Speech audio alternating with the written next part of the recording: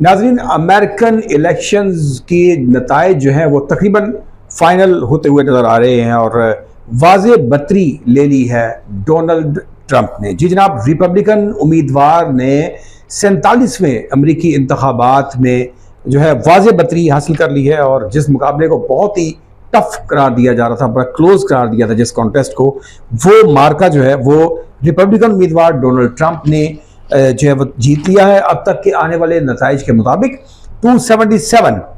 538 538 में से 277 जो नशस्तें हैं वो रिपब्लिकन पार्टी जो है वो जीतती हुई नजर आ रही है, जबकि कमला हैरिस डेमोक्रेटिक जो पार्टी है वो इस वक्त 226 नशस्तों के साथ जो है वो नज़र आ रही है, पीछे नज़र आ रही है। जबकि इस टू पार्टी कॉन्टेस्ट में डोनाल्ड ट्रंप जो है वो अमेरिका के जो सदर हैं वो बनते हुए नज़र आ रहे हैं, बल्कि उन्होंने विक्ट्री स्पीच भी कर ली है, अपनी जीत का जश्न भी मना लिया है और इस चीज़ का दावा भी कर दिया है कि वो 315 नशस्तें जो हैं वो ओवरऑल लेने जा रहे हैं। उनका कहना है कि स्विंग स्टेट में जीत कर 315 का जो अदद है वो हासिल कर रहे हैं और वो कहते हैं कि जी मैं एक तारीख रकम की है। उन्होंने अपनी विक्ट्री स्पीच में ये कहा कि तारीख रकम करने जा रहे हैं और अमेरिका उनकी जीत के बाद जो है वो एक दफ़ा जो है दोबारा बुलंदियों को छुएगा और दोबारा तरक्कियों की मनाजिल को तय करेगा। जनाब, उनका ये दावा है।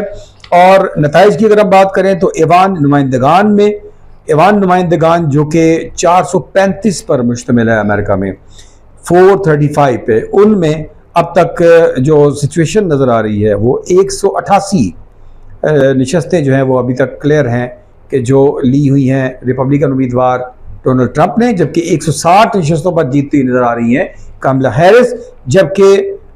218 नशस्तें जो हैं वो ऐवान नुमाइंदगान में रिकॉर्ड हैं। जबकि सेनेट की 100 में से 66 नशस्तें 66 पर ऑलरेडी सेनेटर्स बैठे हुए हैं, जिनमें 38 नशस्तें जो हैं वो रिपब्लिकन पार्टी के पास हैं, जबकि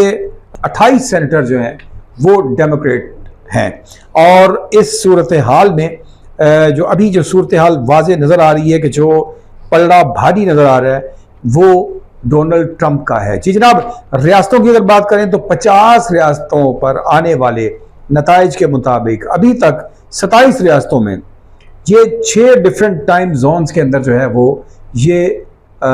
इलेक्शन की पोलिंग जो है वो स्टार्ट हुई और 6 मुख्तलिफ टाइम जोन्स से गुजरते हुए 50 रियासतों पर जब पोलिंग हुई तो अभी तक 27 रियासतों में डोनाल्ड ट्रंप का पलड़ा भारी है, जबकि 19 रियासतों पर कमला हैरिस जो हैं वो ऊपर नज़र आ रही हैं। जी जनाब, सूरत हाल जो है वो बड़ी दिलचस्प है और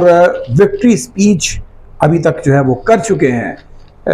डोनाल्ड ट्रंप, और डोनाल्ड ट्रंप का ये दावा है कि वो इक़्तिदार संभालने जा रहे हैं। अब बात हम थोड़ा सा करेंगे इसको, हम रिपब्लिकन और डेमोक्रेट जो डेमोक्रेटिक अलायंस है इन दोनों को हम देखेंगे कि इन दोनों के जो प्रीवियस अदवार गुजरे हैं इनकी पाकिस्तान से मुतल्लिका पॉलिसी जो है इन दोनों पार्टीज़ की जो है वो क्या रही है। माजी इस बात का गवाह है कि रिपब्लिकन उम्मीदवार जब भी जीत कर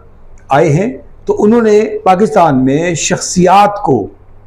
और अगर मैं कहूँ कि मार्शल लॉ को और आमरीत को उन्होंने तक़वियत दी, और इसके साथ साथ एक बड़ी हैरत अंगेज़ तौर पर उन्होंने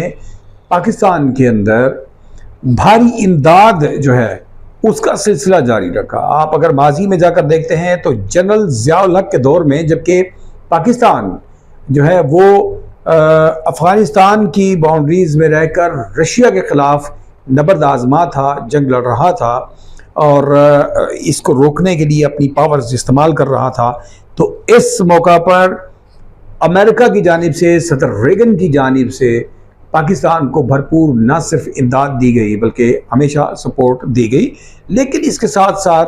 आमरीत को तक़वियत देने में भी उनका किरदार बड़ा वाज़े नज़र आता रहा। बाद अज़ां जनरल परवेज़ मुशर्रफ दौर में भी सही यही सूरत हाल उस वक्त नज़र आई जबकि पाकिस्तान की जो फोर्सेस हैं ये तालिबान के ख़िलाफ़ नबर्द आज़मा नज़र आई। तो इस मौका पर भी रिपब्लिकन पार्टी के जॉर्ज डब्ल्यू बुश, जिन्होंने 2 दफ़ा صدر امریکہ کا عہدہ سنبھالا، انہوں نے پرویز مشرف کے ساتھ مل کر مالی طور پر بڑی بھرپور معاونت کی اور جنگ لڑنے میں پاکستان کو ٹھیک ٹھاک امداد جو ہے وہ فراہم کی۔ اسی طرح ریپبلکن کا یہ ریکارڈ رہا ہے کہ وہ پاکستان کو شخصیات کو جو ہے وہ اوپر لے کر آتے رہے ہیں ہمیشہ، اور مالی طور پر انکلوڈنگ ڈونلڈ ٹرمپ ان کی پالیسی رہی ہے کہ پاکستان کو مالی امداد فراہم کرتے رہے ہیں، لیکن ان کے ادوار پاکستان کے لیے امن کے حوالے سے کبھی بھی اچھے ثابت نہیں ہوئے۔ جب بھی ریپبلکن پارٹی کے ماضی قریب میں امیدوار سامنے آئے تو پاکستان کے اندر جو ہے وہ داخلی انتشار جو ہے وہ دیکھنے کو ملا، اور اس صورت میں اس انتشار کو کنٹرول کرنے کے نام پر پاکستان کو کروڑوں ڈالر، اربوں ڈالر جو ہیں وہ بلین آف ڈالر جو ہیں وہ امداد کی صورت میں دیے جاتے رہے۔ دوسری جانب اگر ہم بات کرتے ہیں ڈیموکریٹکس کی، تو ڈیموکریٹک پارٹی نے جب بھی اقتدار سنبھالا تو اس میں کوئی شک نہیں کہ انہوں نے ہمیشہ جمہوریت کو پاکستان میں پنپنے کے لیے جو ہے اس کے لیے آواز اٹھائی، اور ہمیشہ اس بات کے لیے کوشش کی کہ جمہوریت جو ہے اس کو کنٹینیو رہنا چاہیے، اور اس دباؤ کے ساتھ ساتھ لیکن ان کی جانب سے نہ تو پاکستان کو کبھی کوئی اچھی امداد دی گئی، نہ ہی پاکستان کے لیے کوئی اچھا اقدام کیا گیا۔ تو ایسی صورتحال میں پالیسی کے حساب سے یہ پارٹی پاکستان کے لیے کبھی بھی زیادہ کوئی ایسی خوش آئند ثابت نہیں ہوئی، لہٰذا ریپبلکن امیدوار ڈونلڈ ٹرمپ کا جیت جانا یقینی طور پر کہیں نہ کہیں اس بات کے لیے یہ ضرور کرتا ہے کہ ہو سکتا ہے کہ یہ پاکستان کی معیشت کو کہیں نہ کہیں سہارا دینے کی کوشش کریں، لیکن اگر وہ سہارا خدا نہ خواستہ کسی جنگ کی طرف ہمیں لے کر جاتا ہے تو یہ ایک یقیناً جو ہے وہ بہت زیادہ پریشان کن صورتحال بھی ہو سکتی ہے۔ دوسری جانب اگر ہم سیاسی اینگلز میں اس بات کو دیکھیں تو سیاسی اینگلز میں ریپبلکن امیدوار جو ہے یہ آپ کو پاکستان کے اندر پاکستان کی معروف جماعت جس نے سب سے زیادہ ووٹس بھی لیے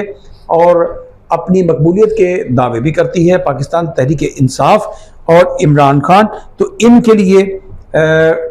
ڈونلڈ ٹرمپ کا آ جانا جو ہے وہ ان کے حامیوں کے لیے انتہائی خوشی کا باعث ہے جی، اور خاص طور پہ امریکہ میں مقیم وہ پاکستانی جن کا تعلق پی ٹی آئی سے ہے وہ اس وقت جشن کی صورتحال میں ہیں، اس جشن منا رہے ہیں، اور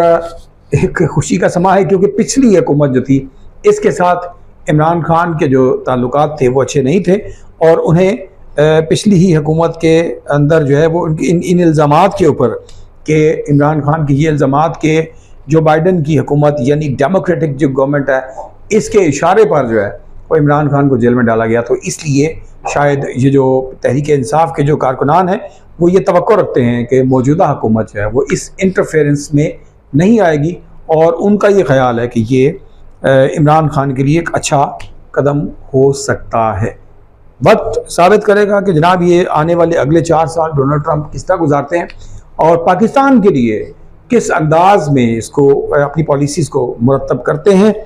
امید ہے کہ آپ نے اردو جائزہ کو سبسکرائب کیا ہوگا تاکہ یہ ڈسکشن ہمارے اور آپ کے درمیان چلتی رہے، اگر نہیں کیا تو اسی وقت کیجئے سبسکرائب اور بن جائیے ہمارا حصہ، تاکہ ہم اسی انٹرنیشنل پالیٹکس کو بھی اور ڈیموکریسی کے معاملات کو بھی لے کر آگے بڑھتے رہیں اور بات کرتے رہیں۔ اپنا اور اپنے پیاروں کا